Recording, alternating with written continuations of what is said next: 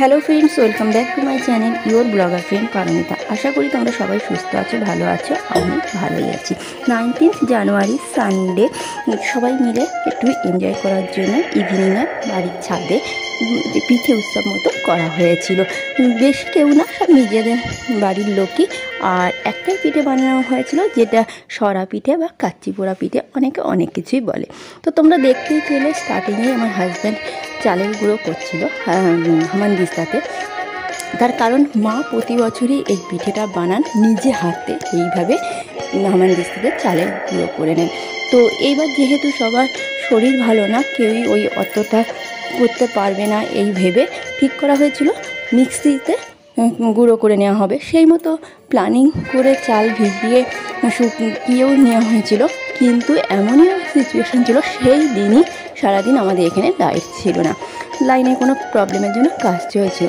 Wait করে করে লাস্টে বিকেলবেলা হাজব্যান্ড নিজেই পুরোটাই বলতে গেলে হামানদিস্তাতে ওইভাবে গুঁড়ো করেছে চাল। আর মাও একটু অর্ধেক করেছেন।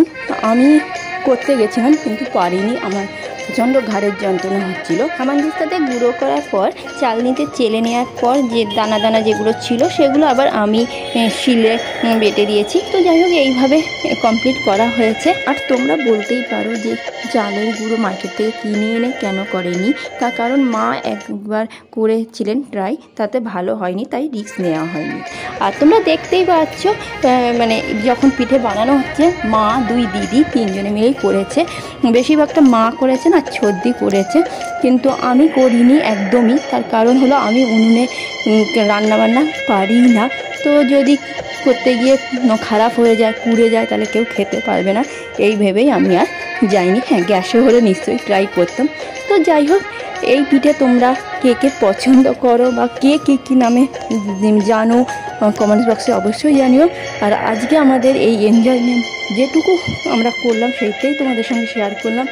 কেমন লাগলো অবশ্যই কমেন্টস বক্সে জানিও। যদি ভালো লাগে লাইক শেয়ার করো। যারা এখনও আমার চ্যানেলে নতুন, তারা আমার চ্যানেলটা সাবস্ক্রাইব করে পাশে থাকা বেল বাটন প্রেস করে দিও। যারা ফেসবুক দেখো তারা কিন্তু অবশ্যই ফলো করে দিও। তো আজকের মতো টাটা।